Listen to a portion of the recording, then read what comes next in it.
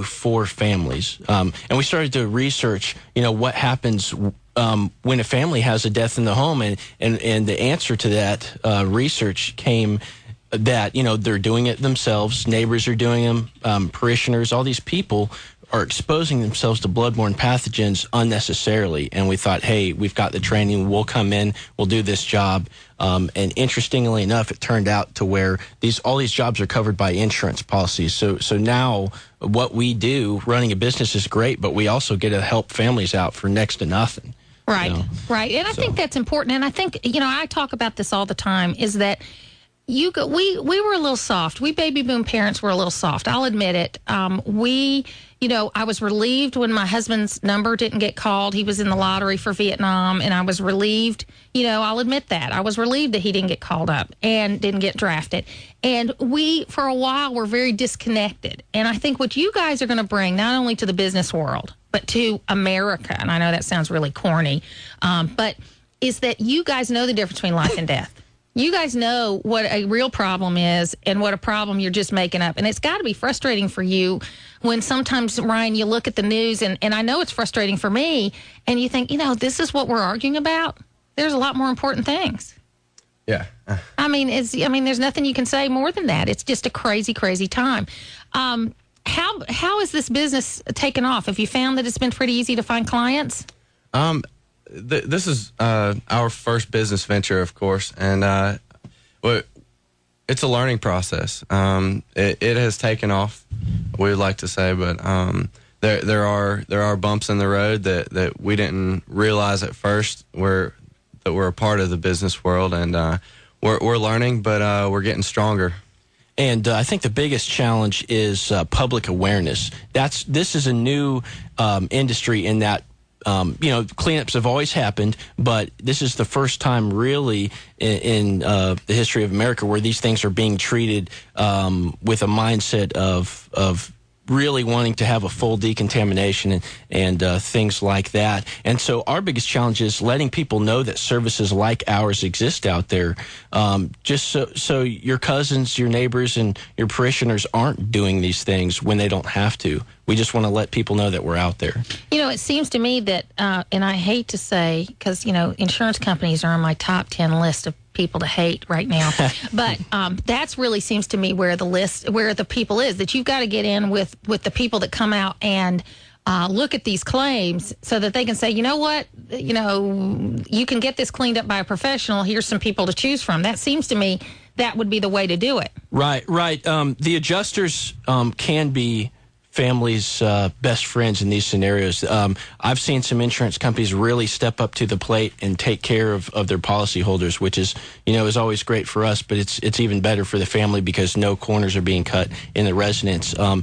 Sometimes some insurance companies give us some trouble, but that's just the nature of the game when you're dealing with insurance. I think we're learning about a lot of this stuff, whether it's the biotrauma like you all are dealing with, or what we're dealing with this story about the TB, the guy that traveled all over on these airplanes with TB. That's a certain kind of contamination, or something like Katrina, where 2 years later, you've still got houses that haven't been decontaminated for mold. They haven't been, bulldozed for whatever reason, probably because the insurance company wouldn't file for it. But they're sitting there, and at some point in time, they're either going to be left vacant or they're going to be cleaned up so people can live in them.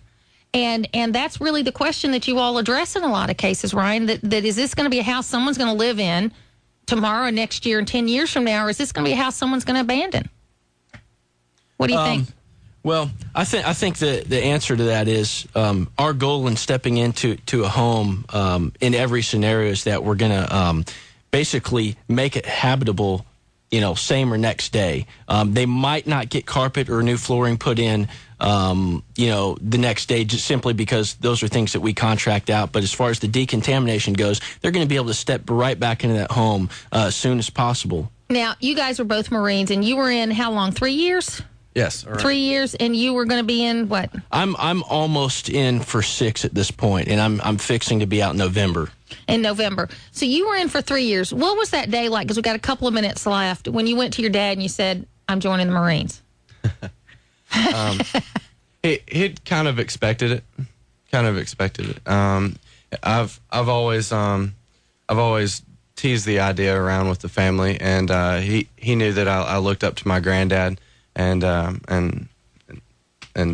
that's just about it. Yeah. Yeah. So what was it like for you? It was funny because my parents have a timeshare in South Carolina, and they went out there for vacation. Of course, I was working that summer. It was around my birthday, and I'd been talking to recruiters, which they didn't know about. They come back from vacation. I've got a shaved head. I've been talking with the recruiters, signed up for the delayed entry program, and it was hard for my mom to deal with at first, but she really respects the mission over there and thinks it's something that needs to be done, and she came to be as proud as any mom could be. One of my good friends are the Robleskis, John and Sean Robleski, and their son, JT, was killed in April of 2004 in Ramadi. He's a Marine. And it was interesting because when JT was a graduate, a Rutgers graduate, an honors graduate, when he went to his dad and said, I'm going to join the Marines, they thought something was up when he put an obstacle course in the backyard, and started doing all this PT all the time. But he says, gee, there's so many things you can do. Why are you doing this? You're an honor graduate from Rutgers University. And he said, well, Dad, what better way to serve my country than to be in the Marine Corps? And his dad said, at that point, my son became my hero. Our roles changed. He became the hero, and I became the guy that looked up to him. And he was deployed only a couple of months when he was killed defending his guys. They had been hit by a sniper, and there were bodies in the Humvee, and he and the guys that were left were defending the Humvee until the air power came in, and he initially was hit with what they thought was kind of a flesh wound. It turned out he had some internal bleeding and died the next day. So it was a terrible loss, but there's such great, there's such great relationships that have come out of that. The guys that still talk to him and talk to the family and all that sort of thing. So I wish you luck, and the name of the company quickly. Biotrauma, www.biotrauma.com. We'll be back.